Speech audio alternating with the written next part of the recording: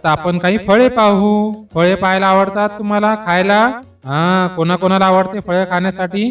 सगळ्यांना आवडते.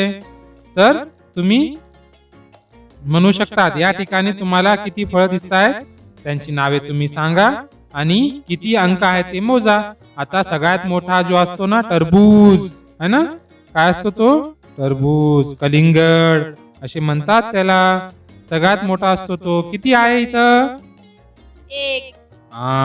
शब्बाश, फक्त एक आहे इथं. तुम्ही याच्यामध्ये एक लिहा. चला पुढे जाऊ. दुसऱ्या चित्रामध्ये काय दिसतं तुम्हाला? हे कशाचे चित्र आहे सांगा पाहू. हे पपईचं चित्र आहे. बरोबर. याला किती आहेत त्या? एक आणि दोन. किती आहेत? दोन. शब्बाश, दोन पपई आहेत. आता पुढच्या चित्रामध्ये तुम्हाला काय दिसत आहे? फणस. किती आहेत ते सांगा? तीन. शब्बाश. पुढच्या चित्रामध्ये किती फळं आहेत त्याचं नाव सांगा आणि नंबर पण सांगा. सफरचंद. 1 2 3 4. चार. इथं मग या गोल मध्ये तुम्ही 4 लिहा. आता पुढच्या चित्रामध्ये कोणतं फळ आहे ते? हे आहे सीताफळ. बरोबर. किती आहेत ते? 1 2 3 4 5. 5 सीताफळ आहेत. बरोबर. खाली 5 लिहा. आता याच्यामध्ये किती आंबे दिसत आहेत तुम्हाला?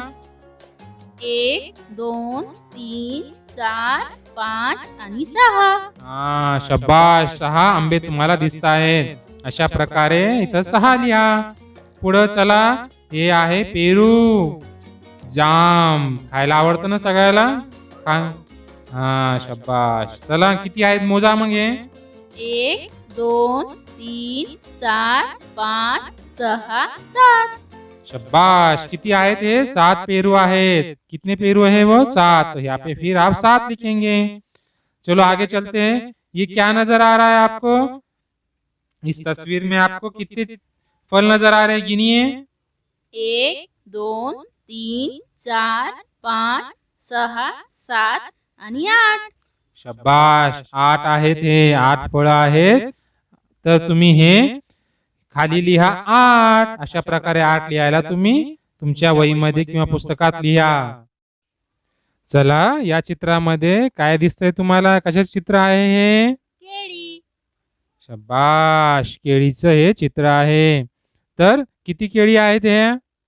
1 2 3 4 5 6 7 8 आणि 9. शब्बाश. ह्या 9 केळी आहेत. तर मग आपण गोल राऊंड मध्ये सर्कल मध्ये जे आहेत वर्तुळात 9 हे अंक लिहू.